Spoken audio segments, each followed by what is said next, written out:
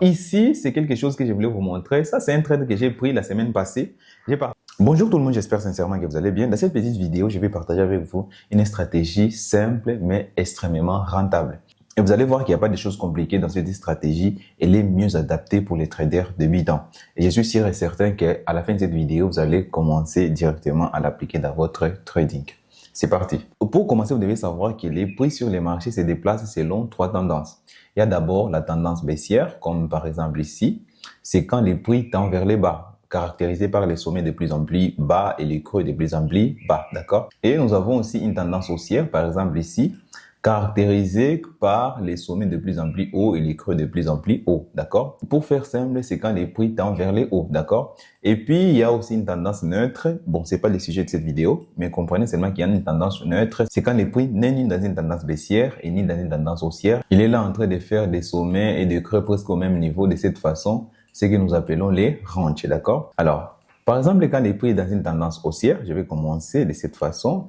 Quand les prix sont dans une tendance haussière, vous devez comprendre que les prix ne se déplacent pas du point A au point B, par exemple, d'une façon directe, comme ça. Non, nous savons que les prix, pour se déplacer du point A vers le point B, il va faire des impulsions, corrections, impulsions, corrections, impulsions, corrections, impulsion. Alors, pour cette notion d'impulsion correction, les gros mouvements qui vont vers les hauts dans une tendance haussière, c'est ce que nous appelons impulsion. Et les petits mouvements qui vont vers les bas dans une tendance haussière, c'est ce que nous appelons correction. D'accord? C'est tout juste ça. On peut appeler ça une impulsion, une correction, impulsion, correction, impulsion, correction. D'accord? Et dans une tendance baissière, c'est ça une impulsion et ça c'est une correction. Car quand nous sommes dans une tendance baissière, les gros mouvements qui tendent vers les bas, c'est ce que nous appelons impulsion et les petits mouvements qui tendent vers les hauts, que nous appelons correction. Ça, c'est quelque chose que vous devrez retenir. Alors ici, quand le prix a fait une impulsion, en faisant une correction, avant que la deuxième impulsion n'arrive, le prix va nous donner un creux ici. D'accord?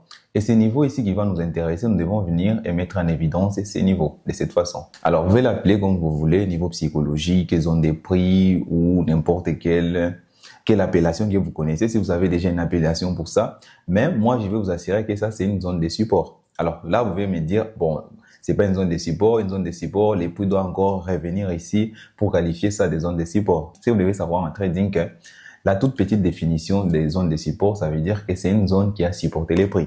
Alors, dans une tendance haussière, après l'impulsion, la correction, les prix ont été supportés à ce niveau ici parce que c'est ce niveau qui a créé une autre impulsion, d'accord? Comme les prix a été supporté ici, ça devient directement une zone de support. Il n'y a pas besoin que ça soit touché 2, 3, 4, 5 fois. D'accord? Pour ce qui est de la stratégie, je vais vous faire une petite explication rapide. On dit toujours que les marchés ont une mémoire. Les marchés ont une mémoire parce que les marchés se rappellent toujours des événements passés. Comme les marchés se rappellent des événements passés, ces mêmes événements peuvent encore se reproduire dans le futur. Et même dans les marchés physiques, vous allez les remarquer, il y a toujours les niveaux des prix qui font réagir les intervenants. Et pour tout marché, que ce soit les forex, les crypto-monnaies, les actions, les obligations et consorts, même les marchés physiques, les vendeurs font tout pour vendre au meilleur prix possible et les acheteurs aussi font tout pour acheter au meilleur prix possible, d'accord? C'est ce qui fait bouger les prix dans tous les marchés. Comme les marchés ont une mémoire, alors ça sera tout à fait normal quand les prix vont beaucoup corriger, arriver ici, dans cette zone ici et repartir encore à la hausse. Pourquoi c'est tout juste dans cette zone que les prix peuvent encore repartir à la hausse ou reprendre les mouvements haussiers?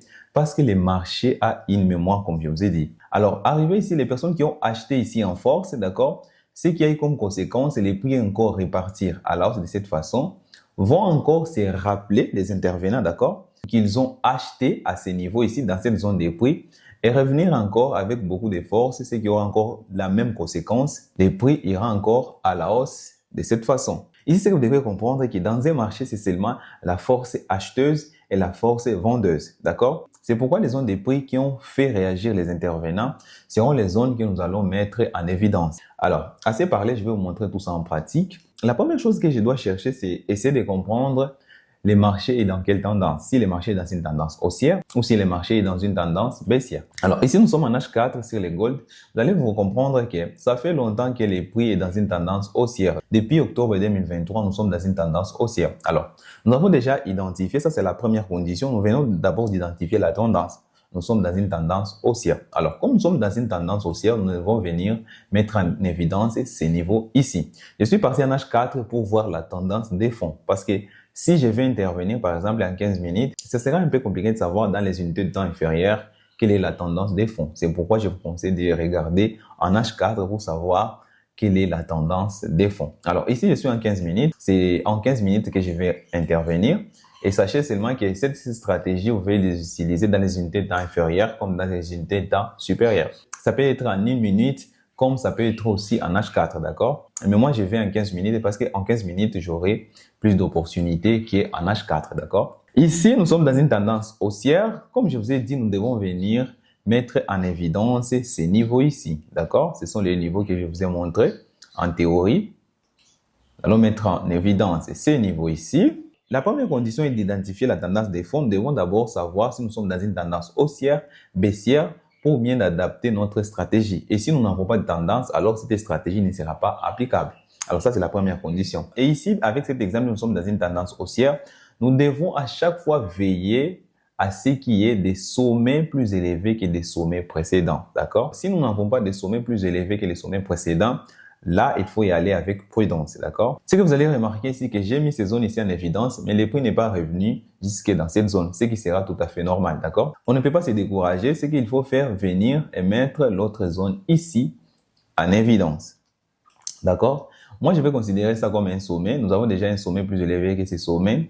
Et ici, nous avons déjà ce sommet ici qui est plus élevé que cet autre sommet. Alors, ce qu'il faut faire, comme le prix a déjà dépassé ces sommets ici, nous devons venir invalider ces niveaux ici et mettre encore cette zone ici en évidence, d'accord? Et regarder ce que le prix va faire, si le prix va revenir jusque dans notre zone. Alors, si le prix arrive à casser ces sommets ici, je vais encore venir m'intéresser sur ces niveaux ici, cette petite niveau de correction. Je vous ai parlé des impulsion, correction. Alors ça, c'est une bougie corrective, cette bougie rouge. Ça m'intéresse déjà. Il n'y a pas besoin qu'il y ait beaucoup plus de bougies. Alors une seule bougie corrective, c'est déjà suffisant pour que je vienne mettre cette zone ici en évidence. Alors si ces niveaux ici viennent d'être cassés, peut-être que ceci peut m'intéresser, mais pas avant, d'accord? Alors les prix revient, d'accord, petit à petit, petit à petit. Alors les prix est revenu et vient de réagir tout juste dans notre zone. La réaction, c'est tout juste quand le prix est venu, il a commencé à repartir à la hausse, d'accord, dans une tendance haussière.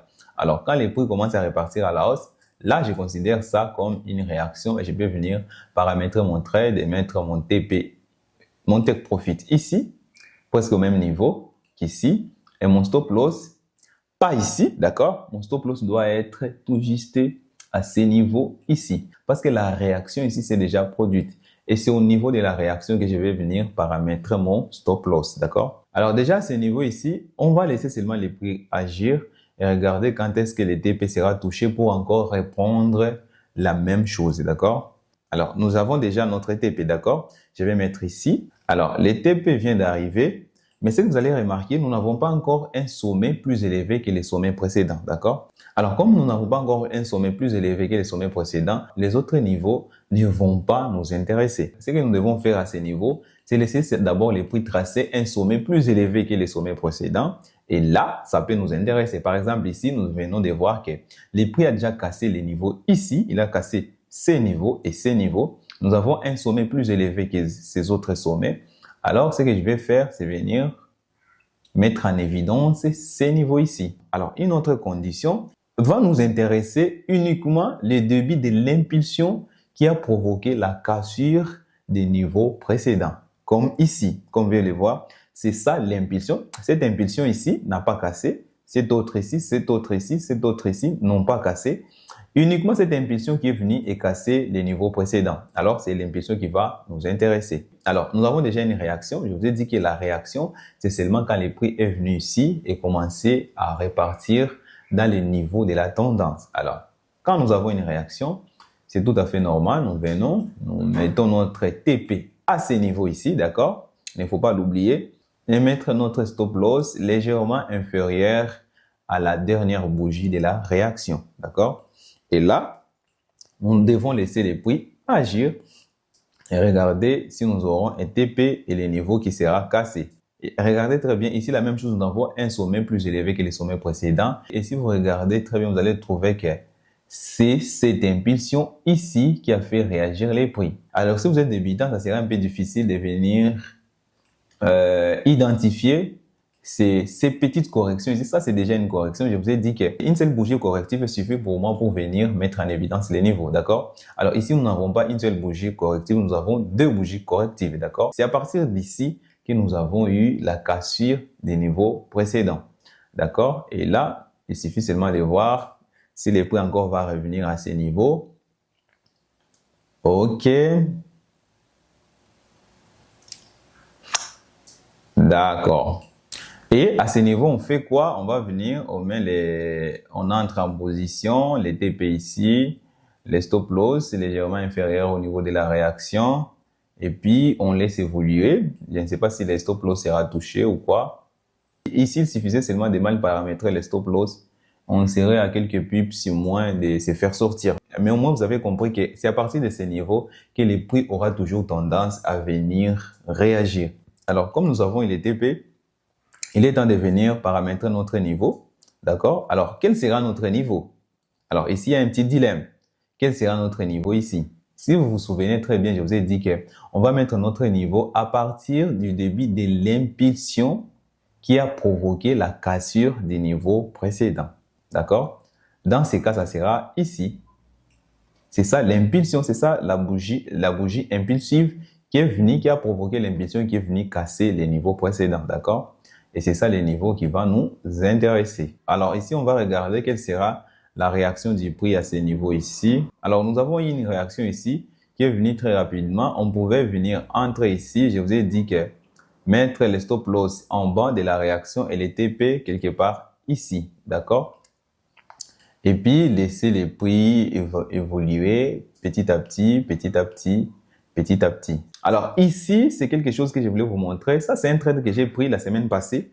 J'ai partagé ça d'abord avec les membres de la communauté et j'ai publié ça sur Instagram. Si vous ne me suivez pas sur Instagram, mon nom c'est seulement Gauthier Smith sur Instagram. Alors, ce que vous devez comprendre ici, le prix est venu, il a touché les TP, ce qui est d'abord une très bonne chose, d'accord?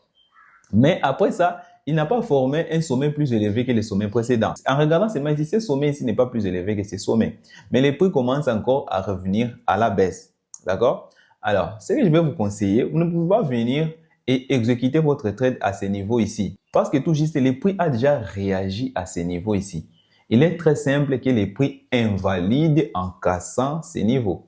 D'accord? Les prix, après avoir cassé ces niveaux ici, invalidé ces niveaux, ce que j'appelle invalider, il va venir normalement chercher cet autre niveau ici. Nous avons une petite réaction ici, pas significative. On ne pouvait pas entrer directement parce que nous avons plus de probabilités ici qu'ici. D'accord? Alors, c'est ici où nous pouvons venir exécuter notre trade à partir d'ici, mettre les stop loss, ça va, et mettre les TP ou pas ici, mais tout juste au même niveau ici.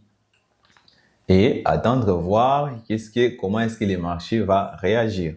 Petit à petit, petit à petit, petit à petit. Alors, je vous ai dit que la stratégie fonctionne dans une tendance haussière, une tendance baissière et pas dans une tendance neutre. Vous pouvez vous identifier comme un trader de tendance ou vous pouvez aussi chercher une autre stratégie à utiliser dans la tendance neutre. Et c'est une autre stratégie que je vais vous présenter, une stratégie qui fonctionne dans une tendance neutre. Alors, si vous n'êtes pas abonné sur cette chaîne, ça serait le bon moment de vous abonner et activer la cloche de notification pour ne pas rater la vidéo quand elle sera disponible. Alors, si vous avez aimé cette vidéo, n'oubliez pas de la liker et de la partager. Si vous avez des questions, mettez-les moi dans les commentaires. Je vais me faire un plaisir de vous répondre. Et si c'est la première fois de tomber sur cette chaîne, ici nous parlons que du trading. Si c'est quelque chose qui vous intéresse, vous savez déjà quoi faire.